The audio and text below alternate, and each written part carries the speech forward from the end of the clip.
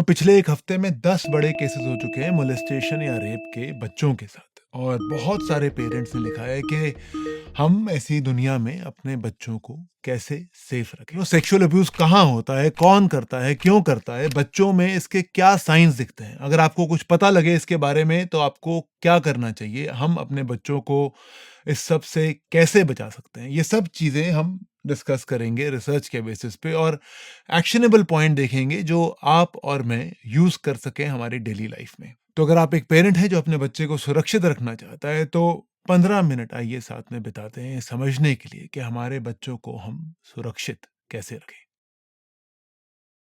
पिछले एक हफ्ते में 3-year-old girl was raped by a class 9 boy in Sakinaka in Mumbai. एक 11 साल की लड़की का रेप हुआ, नेबर ने किया जोधपुर में। उत्तर प्रदेश में एक फादर ने अपनी 13 साल की बेटी के साथ अमेठी में रेप किया। झारखंड में एक स्कूल वैन के ड्राइवर ने 3 साल की नर्सरी के बच्चे के साथ सेक्सुअल मोलेस्टेशन किया। और अभी आपने सुना होगा जो बदलापुर में केस हो रहा है मुंबई में, जिसमें 2 लड़कियां 4 साल की, जिसमें were sexually abused by somebody working at the school. और एक और केस है जिसमें Karnataka school teacher tried to sexually harass एक 11 साल की लड़की इन क्लास, वो पकड़ा गया। ये सब पिछले एक हफ्ते में हुआ है और इतने सारे पेरेंट्स ने मुझे लिखा है कि ये सब हो रहा है। जैसे एक पेरेंट ने लिखा कि मेरे 4 साल का बेटा है, 8 साल की बेटी है, मैं उनको कैसे सुरक्षित रखूं इस दुनिया में। ये उनके दिमाग पे चल रहा है। And I have had like maybe hundreds and thousands of messages from parents. So I wanted to make this video around के हम क्या कर सकते हैं इसके बारे में, लेकिन ये कैसे करें। अब उससे पहले ये समझना जरूरी है कि आज से 50 साल पहले तक ना ये सब हमें पता नहीं लगता था, या पता कम लगता था। अगर कुछ झारखंड में हुआ और मैं मुंबई में बैठा हूं तो मुझे कैसे पता लगेगा, कुछ खबर नहीं है। लेकिन अब ये सब न्यूज हमें हर रोज फ्रंट पेज पे, हमारे मोबाइल पे, सब जगह दिखती है। और हमारा जो दिमाग है, हमारा जो ब्रेन है, इसको प्रोसेस करने के लिए इक्विप्ड नहीं है। Our brain can not handle the sorrow of the world, it is not possible. But ये चीजें हमारे दिमाग में इम्प्रिंट हो जाती हैं। क्यों? क्योंकि बायोलॉजिकली हमारी वायरिंग ऐसी है। और ऐसा है कि अगर कुछ नेगेटिव हुआ है तो हमारा ब्रेन उसको याद रखता है ताकि हम उसको भूले ना, ताकि हमारे साथ वो चीज वापस ना हो। इसीलिए न्यूज़पेपर नेगेटिव न्यूज से ज्यादा भरे होते हैं, क्योंकि नेगेटिव न्यूज हमारे दिमाग को पढ़ना अच्छा लगता है। लेकिन दुनिया भर का गम हम नहीं उठा सकते। And I want to talk a little bit about this के what happens when this happens. तो हम इसके बारे में बात करना शुरू कर देते हैं। अरे यार देखो झारखंड में क्या हो रहा है, ये मुंबई में क्या हो गया, क्या करें क्या करें। हम किसी को मिलते हैं तो ये बात करते हैं, व्हाट्सएप ग्रुप पे चल रहा होता है, अरे देखिए न्यूज़ आ गई है, हम अपने बच्चों के लिए क्या करें। और हाय ये तो बहुत खराब हो रही है दुनिया। ये सब बातें शुरू हो जाती हैं, हमारी चिंता बढ़ने लगती है। लेकिन इस सब को हम क्या कह सकते हैं, सर्कल ऑफ कंसर्न कह सकते हैं। क्योंकि ये चीज हमारे दिमाग में आ गई है तो एक सर्कल ऑफ कंसर्न में रहती है, हमारे दिमाग में रहती है। हमको अगर अपने बच्चों को सुरक्षित रखना है तो इस सर्कल ऑफ कंसर्न से छूट के हमें सर्कल ऑफ कंट्रोल में जाना है। सर्कल ऑफ कंसर्न का क्या मतलब है कि हमें बहुत सारी चीजों के बारे में पता है जिसके बारे में हम कुछ कर नहीं रहे हैं। सर्कल ऑफ कंट्रोल क्या है? सर्कल ऑफ कंट्रोल का मतलब है कि हम अपने बच्चों को सुरक्षित रखने के लिए कुछ करेंगे, और वो चीज हम ध्यान से करेंगे, ठीक से करेंगे, और उसके बाद हम इसके बारे में चिंता नहीं करेंगे, क्योंकि हम जो कर सकते थे वो हमने कर लिया है ना। तो ये बहुत इंपॉर्टेंट है कि हम सर्कल ऑफ कंसर्न से सर्कल ऑफ कंट्रोल में मूव हो। तो ये सर्कल ऑफ कंट्रोल में रह के हम अपने बच्चे की सुरक्षा कैसे कर सकते हैं, है ना। तो जैसे कि अगर हमारा बच्चा छोटा है, 6-7 साल का बच्चा या उससे छोटा है, तो उसकी सुरक्षा की पूरी जिम्मेदारी हम पे है। इसका क्या मतलब है? इसका मतलब यह है कि अगर बच्चा स्कूल की बस से जाता है, बस से आता है, तो बस में दीदी है ये देखना हमारी जिम्मेदारी है। बस के जो ड्राइवर हैं उनका बैकग्राउंड वेरिफिकेशन हुआ है कि नहीं है, ये हमारी जिम्मेदारी है चेक करना स्कूल से। हमारा बच्चा वॉशरूम किसके साथ जाता है, अगर उसको स्कूल में जाना है तो वो मेल है कि फीमेल है, उनका बैकग्राउंड चेक हुआ है कि नहीं, ये स्कूल से चेक करना हमारी जिम्मेदारी है। इससे हमारे बच्चे सुरक्षित रह सकते हैं। सेम चीज हमें अपनी बिल्डिंग में करनी है कि हमारे जो वॉचमैन है, हमारे गार्ड हैं, हमारे ट्रैश कलेक्टर हैं, इन सब का बैकग्राउंड चेक बिल्डिंग ने किया है। उनको हायर करने से पहले ये चेक करना एज एन एडल्ट हमारी जिम्मेदारी है, ताकि हम अपने बच्चे को सुरक्षित रख सकें। दूसरा यह है कि जहां भी हमारे बच्चे जाते हैं वहां पे सीसीटीवी हो, चाहे वो स्कूल हो और चाहे वो बिल्डिंग हो, बिल्डिंग की पार्किंग के कोने हो, हर एंगल सीसीटीवी से कवर्ड हो। लिफ्ट में भी लिखा हो कि ये लिफ्ट में सीसीटीवी इंस्टॉल्ड है। इन कोनों में सब जगह पे लिखा हो कि आप सर्वेलेंस में है, सीसीटीवी इंस्टॉल्ड है, ताकि सबको खबर रहे कि उन पे कोई नजर रख रहा। और ये सब करने का मतलब क्या है? ये सब करने से हम ये देख रहे हैं कि जहां भी हमारा बच्चा वल्नरेबल है, जहां उसको थोड़ा डेंजर हो सकता है, वो जगह को हम प्रोटेक्ट करके रखें। एक चीज एज एडल्ट हमें ध्यान रखनी है कि अगर ऐसा कुछ हुआ है तो हम चुप ना रहें। ये हमारे बच्चे की गलती नहीं है, ये हमारी गलती नहीं है, ये जिसने किया है उसकी गलती है। लेकिन अगर हम इसको खुद को या बच्चे को शर्म में डुबो के बैठ जाएंगे तो ना तो हम इसको रिपोर्ट करेंगे और वो आदमी आगे ये सब करता रहेगा। तो अगर ऐसा कोई भी केस हो, for our child, for our selves, for our country, we have to report this. हमें इसको पुलिस को बताना है। तो हमने बात की कि छोटे बच्चों के साथ ऐसा कुछ ना हो, उसको प्रिवेंट करने के लिए हम क्या कर सकते हैं। बड़े बच्चों के बारे में भी, गुड टच, बैड टच, सबके बारे में बात करेंगे, लेकिन उससे पहले थोड़ा डेटा देख लेते हैं कि मोलेस्टेशन किसके साथ होती है, कौन करता है, कहां होता है। डेटा, पास्ट का डेटा हमें क्या बताता है, ताकि हम इससे बच सकें। तो मोलेस्टेशन किसके साथ होती है? 1 in 53 बॉयज गेट मोलेस्टेड। लड़कों में 1 in 53 boys face sexual abuse, 1 in 9 girls face sexual abuse. तो मोलेस्टेशन छोटे लड़कों के साथ भी हो सकती है, छोटी लड़कियों के साथ भी हो सकती है, और छोटी लड़कियों के साथ 6 गुना ज्यादा होती है। और ये कौन करता है? और ये बहुत ही इंपॉर्टेंट पॉइंट है। आप ये ग्राफ को देखेंगे तो परसेंटेज देखिए, 93% इज फैमिली मेंबर या एक्वेंटेंसेस। मोलेस्टेशन जनरली कोई जान पहचान वाला करता है, 93%, जिसमें से 34% फैमिली मेंबर है। सिर्फ 7% केसेस में मोलेस्टेशन या सेक्सुअल अब्यूज स्ट्रेंजर से होता है। और छोटे बच्चों के साथ, यंग एडल्ट के साथ फैमिली मेंबर्स, एक्सटेंडेड फैमिली या नेबरहुड में होता है। ये जानना हमारे लिए जरूरी है ताकि हम अपने बच्चे को सुरक्षित रख सकें। ये सोचना मुश्किल है, लेकिन ये सच है कि ऐसा होता है कि हमारे बच्चे उन्हीं के पास सुरक्षित नहीं है जिनके पास उनको सबसे ज्यादा सुरक्षित होना चाहिए। ये सोचना मुश्किल है, लेकिन ऐसा ही सच है। और एज अ पेरेंट हमको ये ध्यान रखना है। और ये कहाँ होता है? ये होम में होता है, स्कूल में होता है, स्पोर्ट्स क्लासेस में होता है, डॉक्टर्स के यहाँ होता है, रिलीजियस प्लेसेस पे होता है, क्योंकि ये सब जगह है वहां जहां पे बच्चे का थोड़ा भरोसा सामने वाले पे ऑलरेडी है, और सामने वाले के पास ऐसा मौका है जहां पे वो बच्चे के करीब आ सके, है ना। तो हमने देखा कि मोलेस्टेशन लड़कों के साथ, लड़कियों के साथ हो सकता है। 93% केसेस में मोलेस्टेशन होता है ऐसे किसी व्यक्ति से जो कि बच्चों को ऑलरेडी जानता है। और तीसरा, ये ऐसी जगह पे होता है जहां पे बच्चे और उस आदमी के पास करीब आने के चांस होते हैं। एक बात ये ध्यान में रखने वाली है कि ये फिजिकल मोलेस्टेशन है, जो शुरू ही फिजिकल मीटिंग से हुआ है। आजकल क्योंकि बच्चों के पास मोबाइल आ गए हैं, मोलेस्टेशन उस केस में पहले स्ट्रेंजर से शुरू होता है, डिजिटली शुरू होता है। स्ट्रेंजर पहले बच्चों से चैट करके उनका दिल जीतता है, उनके पास आता है, फिर फिजिकली मिलता है, फिर मोलेस्ट करता है। और ये मुश्किल भी होता है बच्चों को, पेरेंट्स को बताने के लिए, क्योंकि उन्होंने ऑलरेडी ऐसा कुछ कर लिया है जिसके लिए बच्चों को लगता है माँ बाप को बताएंगे तो पहले ही थप्पड़ पड़ेगा। तो आपका ऐसा रिलेशनशिप बच्चों के साथ जहां पे बच्चा आपको कुछ भी बता सके, ये बहुत जरूरी है। लेकिन मैं आपको ये बताना चाह रहा था कि फिजिकल में पहले उनसे होता है जिसको बच्चे जानते हैं ज्यादा, और ऑनलाइन में स्ट्रेंजर से मोलेस्टेशन पहले शुरू होता है। और इसमें एक ये बात समझने वाली है कि निर्भया केस, जो ये कोलकाता में केस हुआ, ये सब घिनौने हैं, लेकिन ये नंबर में कम है। ऐसे केसेस के लिए हम एज पेरेंट्स प्रिपेयर नहीं हो सकते। हम कम चीजें कर सकते हैं, हम आवाज उठा सकते हैं, लेकिन फाइनली गवर्नमेंट को एक्शन लेना है ताकि हमारे लॉज, हमारे पुलिस, हमारे कानून, अगर कोई ऐसा करे उसको कड़ी से कड़ी सजा मिले। ये सब गवर्नमेंट को करना है। लेकिन मैं ये कहना चाह रहा था कि ऐसे केसेस, ऐसे घिनौने केसेस जो इस एक्सट्रीम तक चले जाते हैं, ये केसेस कम है।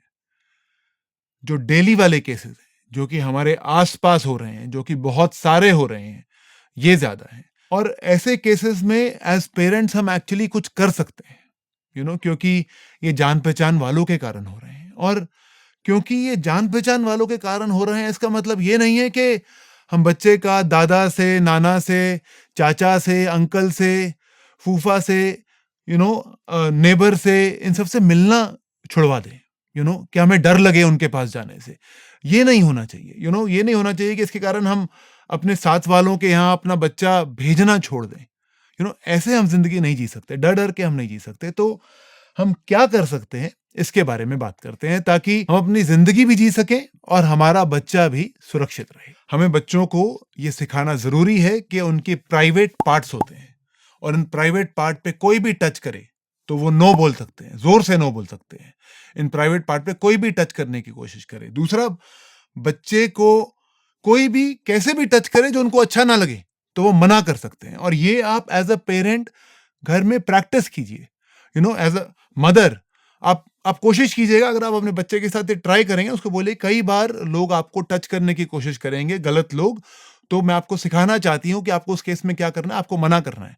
आप देखना, पहली 2-3 बार टच करोगे, बच्चे के मुंह से आवाज भी नहीं निकलेगी। और यही होता है, जब ऐसा कुछ होता है तो इतना शॉक होता है कि बच्चे के मुंह से आवाज भी नहीं निकलती है ना।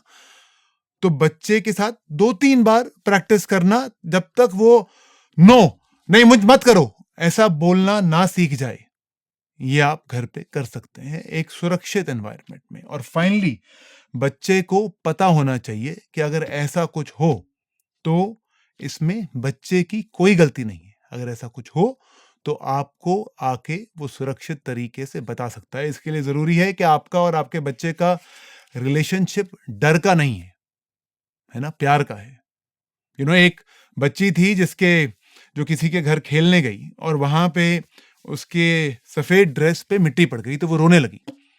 तो उस घर में जो माँ थी दूसरे बच्चे की, उसने पूछा कि क्यों रो रहे हो बेटा, आप चिंता मत करो। बोले कि मम्मी मारेगी। कि क्यों मारेगी, कि तुमने जानबूझ के ड्रेस गंदा किया। तो बोले नहीं बेटा, मैं मम्मी को बता दूंगी कि आपने नहीं किया, मिट्टी लग गई साइड से। लेकिन वो बेटी बहुत रोने लगी, 4 साल की लड़की। अब ऐसी लड़की के साथ अगर कुछ होगा तो वो घर जाके शायद ना बता पाए, क्योंकि उसको हमेशा डर होगा कि मेरी माँ, मेरे पिता को लगेगा मेरी ही गलती थी। तो हमारा रिलेशनशिप हमारे बच्चों के साथ प्यार भरा हो, हम बच्चों पे ध्यान दें, इससे 90% प्रॉब्लम सॉल्व हो सकती है। और हमने अब ये सब बच्चे को समझा दिया है, ये प्रैक्टिस कर ली है, लेकिन फिर भी ऐसा हो सकता है कि आपका रिलेशनशिप भी प्यार वाला हो, लेकिन बच्चा आपसे आके नहीं बात कर पा रहा, चाहे वो छोटा है, कोई और रीजन है, वो ट्रॉमेटाइज है, वो आपसे बात नहीं कर पा रहा। तो एज अ पेरेंट, वो क्या साइंस हैं जो कि आप नोटिस कर सकते हैं आपके बच्चों में, जिससे आपको पता लगे कि ऐसा कुछ शायद हुआ है। हम 6 ऐसे साइंस के बारे में बात करेंगे, इसका ध्यान आप दे सकते हैं। पहला है कि बच्चा किसी सेक्सुअल टॉपिक्स के बारे में बात करना शुरू हो गया है, जो कि उसकी एज से मैच नहीं कर रहा। तो आपको ध्यान देना चाहिए कि ये इंफॉर्मेशन बच्चे के पास कहां से आ रही है। सेकंड, बच्चा कुछ ऐसी हरकत करने लगा है जो कि ऑड है। फॉर एग्जाम्पल, पीछे एक मदर ने मुझे लिखा कि उनकी 3 साल की बेटी अपनी डॉल्स के साथ ओरल सेक्स करने लगी है। वो उसकी मिमिक्री कर रही है, जैसे बच्चे प्रिटेंड प्ले करते हैं। अब इसका काफी मतलब है कि या तो लड़की के साथ ऐसा कुछ हुआ है, या लड़की ने ऐसा कुछ होते हुए देखा है ना। तो ऐसा कोई साइन अगर घर में हो रहा है तो आप ध्यान दे सकते हैं। तीसरा ये कि बच्चे का मूड या पर्सनालिटी चाहे बदल गया है, जैसे कि उसमें गुस्सा ज्यादा आ गया है, या वो थोड़ा चुप रहने लगा है, या सीक्रेटिव रहने लगा है, उसका बिहेवियर सीक्रेटिव हो गया है, या उसने बेड वेटिंग वापस शुरू कर दिया है, या वो अपना अंगूठा चूसना वापस शुरू कर दिया है, क्योंकि एंग्जाइटी उसके अंदर इतनी बढ़ गई है। इस चीज का आप ध्यान दे सकते हैं। चौथा, अगर कोई ऐसी हेल्थ प्रॉब्लम, हेडेक, स्टमक एक, शुरू हो गई है जो कि एक्सप्लेन ही नहीं हो रही, दवाई दे ली, डॉक्टर को मिल लिया, इसका मतलब यह है कोई अंडरलाइंग कॉज है, कुछ ऐसा हमारा शरीर और हमारा मन जुड़ा हुआ है। तो कुछ ऐसा चल रहा है जो बच्चे को परेशान कर रहा है, जो वो आपको नहीं बता पा रहा, उसके कारण हेडेक और स्टमक एक या कोई और बुखार, इलनेस बच्चे को हो रही है। पांचवा, बच्चा किसी के साथ रहने से मना कर दे जहां पहले वो जाता था। मेरे को इस अंकल के घर नहीं जाना, या मुझे इनके पास मत छोड़ो, है ना। अब हमारे लिए कभी कभी हमें लगता है कि बच्चा इसलिए मना कर रहा है क्योंकि वो चाहता है कि मम्मी पापा के साथ समय बताऊं, लेकिन थोड़ा सा अगर हम एज अ पेरेंट ध्यान देंगे, हमें हमारे पेरेंट्स के बाद हमारे पास वो ट्यूनिंग होती है। अगर हम बच्चे पे ध्यान दें कि हमें पता लग जाए कि बच्चा नौटंकी कर रहा है कि बच्चा डरा हुआ है, तो बच्चा अगर किसी के पास रहने से मना करे, वो पर्सन आपके कितने भी भरोसे का हो, तो थोड़ा इस पे ध्यान दीजिए। और छठा ये कि अगर बच्चा कपड़े उतारने से मना कर दे, चाहे नहाने के लिए, सोने से पहले बच्चा कपड़े उतारने से मना कर दे। अब इसका क्या मतलब है? क्योंकि बच्चे के साथ कुछ ऐसा हुआ है कि जिससे उसे लगता है कि कपड़े उतारने के बाद ये होगा या ये हो सकता है, ये चीज उसके दिमाग में बैठ गई है। ये 6 टिपिकल साइंस हैं जो एज अ पेरेंट हम नोटिस कर सकते हैं हमारे बच्चों में, अगर बच्चे ने हमें आके खुद से नहीं बताया है तो, है ना? ये हमें हेल्प कर सकता है जानने में अगर कुछ हुआ है। और मान लीजिए अगर ऐसा कुछ हो गया है तो हम क्या करें एज अ पेरेंट? पहली चीज हमको ये करनी है कि हमें सिचुएशन को पूरा समझना है। जहां भी हुआ है हम एक बार सिचुएशन को पूरा समझें। सेकंड, हमको पुलिस में जाके कंप्लेंट फाइल करनी है। थर्ड, अगर हमें बाय चांस सपोर्ट नहीं मिल रही है पुलिस से, अगर ये स्कूल में हुआ है स्कूल से, तो पॉस्को की हेल्पलाइंस हैं, एनजीओ की हेल्पलाइंस हैं जिनको हम कॉल कर सकते हैं, उनको इस सिचुएशन के बारे में बता सकते हैं और हेल्प ले सकते हैं। इन सब हेल्पलाइंस के नंबर हम आपके साथ डिस्क्रिप्शन में कमेंट में शेयर कर रहे हैं, जिसको आप यूज कर सकते हैं। बट हमें कुछ एक्शन लेना है, हमें अपने बच्चे की साइड लेनी है, हमें खड़े रह के उसको चुप नहीं करना है, चिंता नहीं करनी है, हमें एक्शन करना है, सिचुएशन समझनी है, पुलिस के पास जाना है, एनजीओस और पॉस्को की हेल्पलाइन की हेल्प लेनी है। ये 3 चीजें, 3 स्टेप्स हैं जो एज अ पेरेंट हम कर सकते हैं अगर ऐसा कुछ हमारी नजर में आया है। और इस सब में मैं 2 और जरूरी चीजें आपसे बोलना चाहता हूँ। एक ये कि अगर कोई छोटे बच्चे 4 साल, 5 साल, 6 साल, 7 साल, 8 साल कजन्स आपस में आपने देख लिया वो एक दूसरे को टच कर रहे हैं, एक दूसरे के प्राइवेट पार्ट देख रहे थे, तो उससे बहुत चिंता मत कीजिए। उनको मना कर दीजिए, उनको बता दीजिए कि प्राइवेट पार्ट एक दूसरे के नहीं टच करने हैं। ये देख लीजिए कि शायद कहाँ से उनको ये आ रहा है, लेकिन ये मत समझिए कि वो बच्चे गलत हैं, उन्होंने कुछ बहुत पाप कर दिया है, ऐसा नहीं है। बच्चों में क्यूरियोसिटी होती है, वो क्यूरियोसिटी सेफ तरीके से बाहर आए, ये जरूरी है। दूसरी बात ये कि ये bad touch, good touch, no, safety, हमें ये सब अपने बच्चे के साथ ओवरडू नहीं करना है। ऐसा नहीं कि हमें बच्चे के साथ बैठ के रोज प्रैक्टिस करनी है क्योंकि हमारे दिमाग में चिंता। क्या ये सच है? ये हो रहा है बिल्कुल। Every woman I know has been groped, every woman, like there is no exception at all. But हम इस चिंता में नहीं जी सकते, और ये चिंता हम अपने बच्चों को नहीं दे सकते। हम उनको बता सकते हैं कि ऐसे केस में उनको क्या करना है, लेकिन अगर हम हर रोज ही उनके साथ प्रैक्टिस करना शुरू कर देंगे तो ये उनके लिए और हमारी मेंटल हेल्थ के लिए सही नहीं है। एक माँ थी, वो मुझे बता रही थी कि उनका बेटा 4 साल का, वो बस पे जाता है, स्कूल बस में। एक दिन बेटे ने आके बोला, अरे द बस भैया try to touch my PP, I ran away. And actual में क्या हुआ था कि वो माँ बच्चे को चढ़ाने के टाइम पे दीदी को, सबको बोलती थी इसको अगर सुसु आए तो आप करवा दीजिएगा, है ना? और हर रोज बोलती थी, और इधर बच्चे को हर रोज बताती थी कि कोई भी तुम्हें टच करे तो बताना, कोई भी तुम्हें टच करे तो बताना। अब इसमें वो इस केस में खाली सिर्फ सुसु करवाना चाह रहा था, कोई बच्चे को सुसु आ रहा था। तो इसका मतलब खाली इतना है कि हम इस सब को बच्चे को सिखाएं, लेकिन ओवरडू नहीं करें। तो क्या 5 चीजें हम कर सकते हैं जो हमने सीखी, है ना? पहला, हम अपना रिलेशनशिप अपने बच्चे के साथ अच्छा रखें, डर का ना रखें। दूसरा, हम अपने बच्चे को प्राइवेट पार्ट्स के बारे में ट्रेन करें।